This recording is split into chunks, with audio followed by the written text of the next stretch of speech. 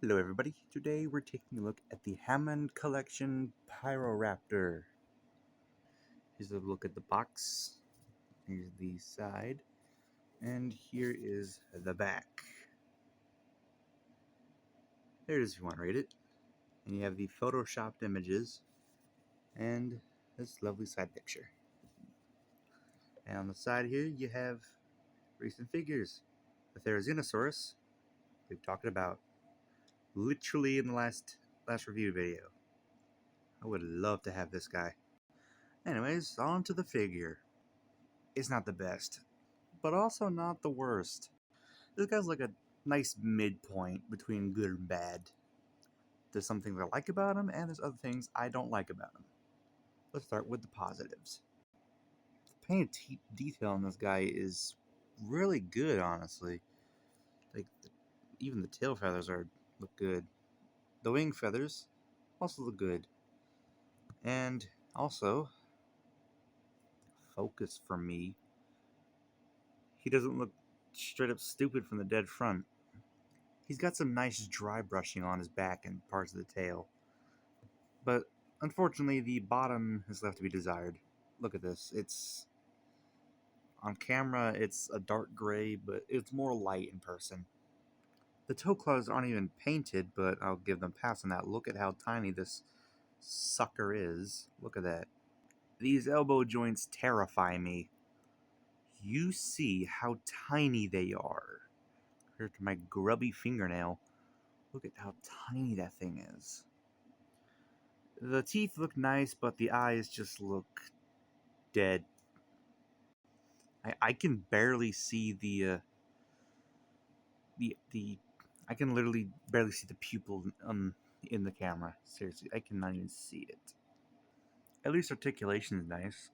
So let's start. He has a ball joint at the head, which can make him look up that far, and down, not at all. He has a hinge joint at the jaw, which, yeah, that's as far as it can go without looking.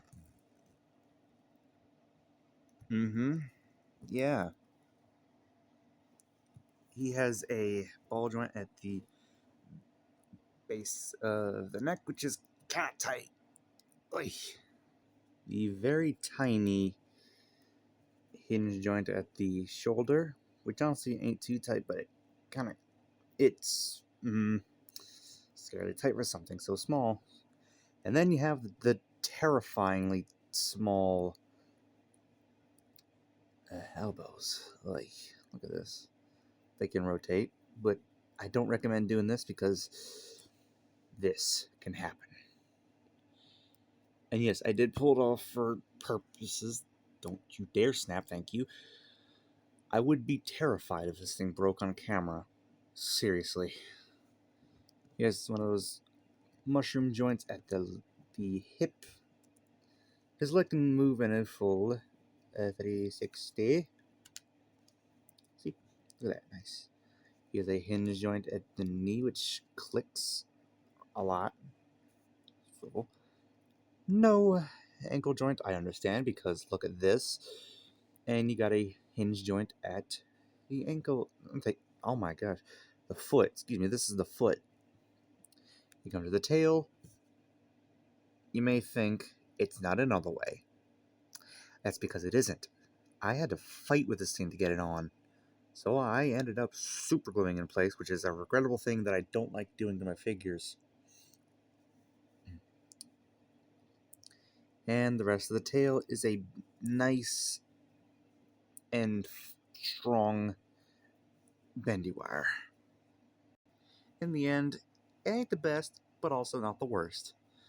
Honestly, I'd give this thing a 6.5 out of 10, pretty much. Suppose we should do size comparisons now.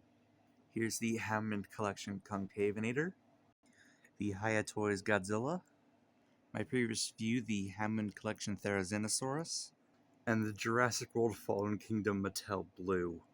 God, look at those clown feet. But anyways, that just about wraps up this figure review. Is it the best figure by any means? No. Nor is it the best. Anyways, that is the end of this video. I hope you enjoyed, and I will see you guys in the next video. Whatever that be. See ya.